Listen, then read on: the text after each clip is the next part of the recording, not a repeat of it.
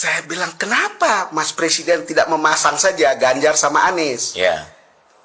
Kata dia, siapa yang kerja? Siapa yang kerja ya kan? Siapa yang kerja? Jadi dalam Bahasa itu mungkin dua-duanya nggak bisa kerja gitu. Tokoh panggung lah. Iya, iya, iya.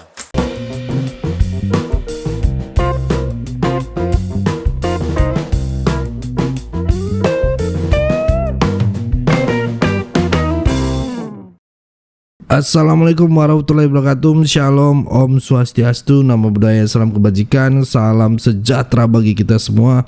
Kembali lagi dengan saya di sini Leonardo Sirait di channel kesayangan kita ini.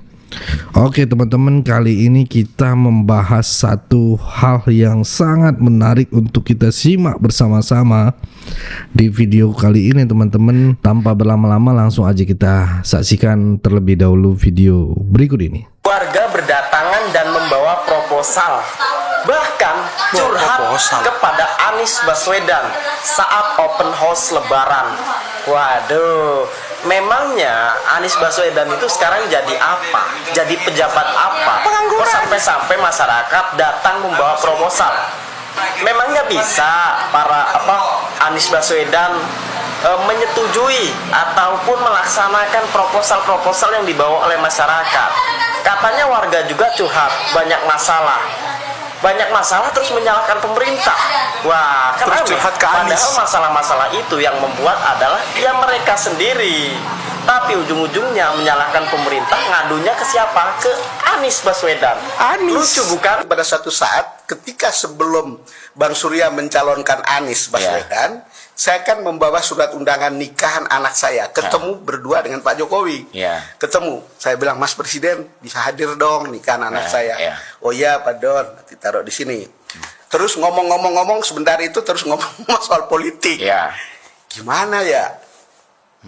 Dia bicara tentang Anies, bicara tentang Ganjar. Ini tahun berapa kira-kira ini? Ya sebelum Pilpres, sebelum pencalonan lah. Jadi tahun lalu lah ya? Iya. Saya bilang, kenapa Mas Presiden tidak memasang saja Ganjar sama Anies? Iya. Kata dia, siapa yang kerja? Siapa yang kerja ya kan? Siapa yang kerja? Jadi dalam bahasa itu mungkin dua-duanya nggak bisa kerja gitu. Tokoh panggung lah. Iya, iya, iya. Kita harus pikirkan kemungkinan Pak Prabowo. Itu salah Waktu satu. itu ya udah. Iya. Kaget dong Bang Don. Saya kaget karena selama setiap pembicaraan saya bilang, masa lalu saya itu ada di Orde Baru, dan ketika itu ada yang namanya Pak Prabowo atau nama Pak Harto sebagai monster lah ketika itu ya. Kebebasan pers. Saya merasa trauma dan saya bilang, Mas Presiden kalau mendukung itu kemungkinan kita lawan. Jangan Pak Don. Jangan. Teman saya, teman baik saya. Teman baik Jadi saya. ada pengakuan Pak Jokowi tentang teman baik. Ternyata video Pak Prabowo lagi sholat ini aja dihujat sama warga Twitter.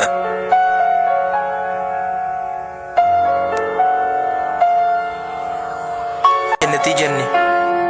Come on bro, gue Islam, tapi gue emang bukan ahli agama. Setahu gue ya, kita aja tuh nggak disarankan buat komentarin ibadah orang lain. Ini lo malah ngejudge ibadah orang, sama ngehina kondisi fisik orang yang lagi ibadah. Pak Prabowo itu kan umurnya udah 70-an ya. Kakek lo yang umur 70-an aja belum tentu punya kondisi fisik yang kayak Pak Prabowo yang masih semangat buat sholat sambil berdiri. Gak cuma itu doang, kemarin Pak Prabowo kan open house di istana, itu juga kena fitnah media sama warga Twitter. Dibilangnya open house di istana kemarin itu mencekam dan mengerikan. Perkara, cuman ada video ibu-ibu marah-marah karena dia nggak sabaran pas lagi antri. Guys, antri panjang di istana pas open house kemarin itu karena antusias warga tuh tinggi banget mau ketemu presiden. Dan open house kemarin itu juga pertama kalinya dalam sejarah rakyat itu bisa masuk ke halaman tengah istana. Orang-orang bisa tur di istana, bahkan sampai disamperin sama presiden, plus semuanya dapat bingkisan pula. Dan kalian di Twitter masih sempet-sempetnya menggoreng itu semua menjadi sebuah hinaan, cacian, makian, sampai fitnah. Jadi sekarang kita semua tahu kalian itu sebenarnya udah bukan mengkritik pemerintah lagi, tapi emang udah benci secara personal atau dalam kelompok tertentu. Jadi stop normalisasi yang namanya menghina, mencaci maki, sampai fitnah. Bahkan itu dilarang dalam kehidupan beragama dan bermasyarakat. Nah, sekarang gue mendengar pendapat kalian di kolom komentar.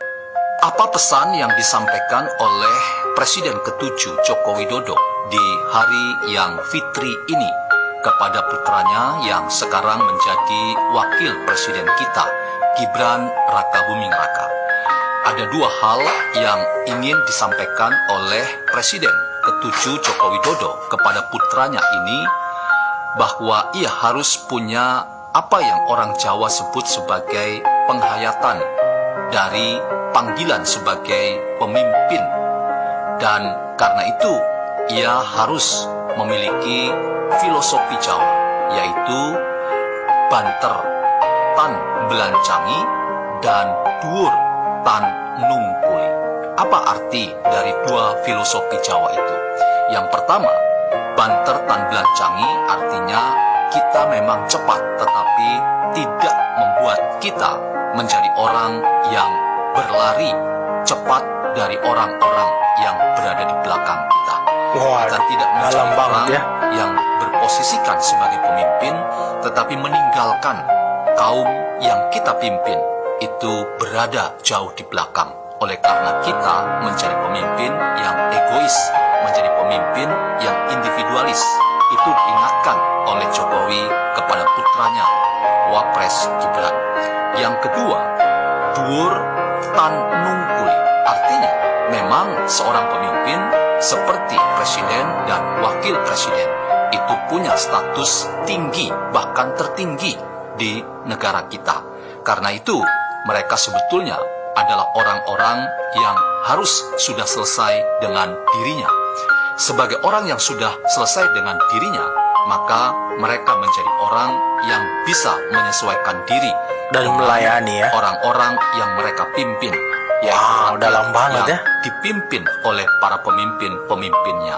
Karena itu, ketika posisi jabatan, kedudukan, pangkat yang mereka sandang memang tinggi dari rakyat, tetapi mereka tidak menjadi orang yang merasa berada di atas rakyat, karena itu menggunakan arogansi kekuasaan untuk memimpin rakyat yang dipimpin.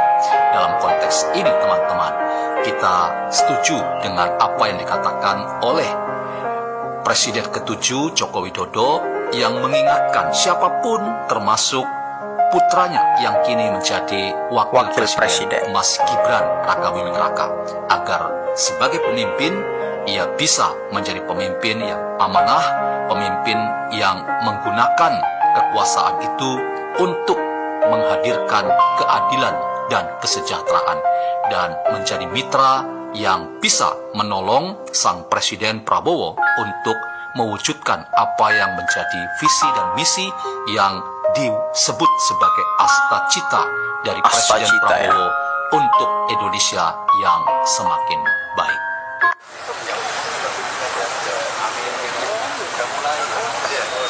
Melihat Mas Didit yang juga sowan ke Bu Mega, Pak Jokowi, terus kemarin ketemu sama anak-anak presiden-presiden. Ya, terakhir kan pada waktu ulang tahun beliau, saya lihat Mas Didit ini selaku putra dari Pak Presiden Prabowo ini sangat harus kita apresiasi. Beliau punya semangat untuk mengumpulkan semua tokoh besar, tokoh muda, dan saya kira itu hal yang luar biasa sekali. Beliau sowan ke sana kemari, menggandeng anak-anak muda. Saya kira itu hal yang patut diapresiasi. Ada kemungkinan juga Mas Didit akan mengundang para bapak-bapaknya presiden. Boleh banget. Dan saya kira boleh banget ya kan. Ini adalah tokoh yang bisa diterima semua pihak. Sore Mas Didit.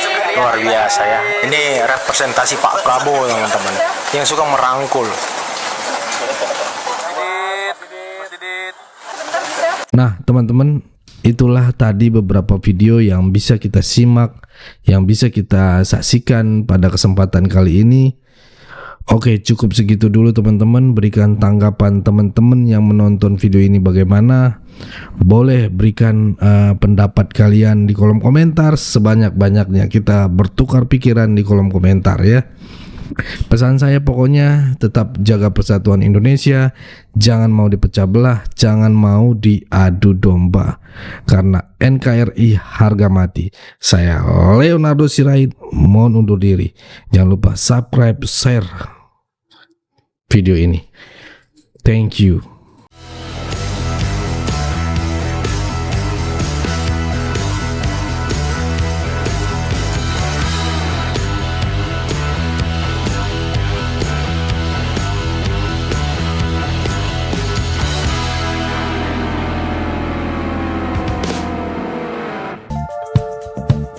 Kawan-kawan yang mau mendukung Sirait Media, boleh melalui rekening ini dan bisa melalui Kris Mobile Banking ini.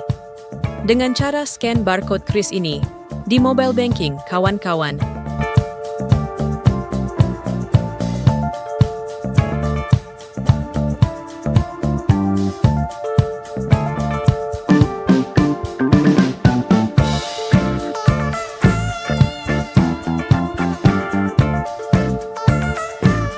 Dan jangan lupa juga mendukung pelayanan di yayasan kami melalui rekening ini dan bisa melalui Kris Mobile Banking ini.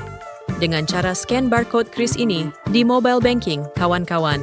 Berapapun itu sangat berguna bagi pelayanan kami. Mari terus kita suarakan suara rakyat jelata dan terus berdampak bagi Indonesia. Terima kasih.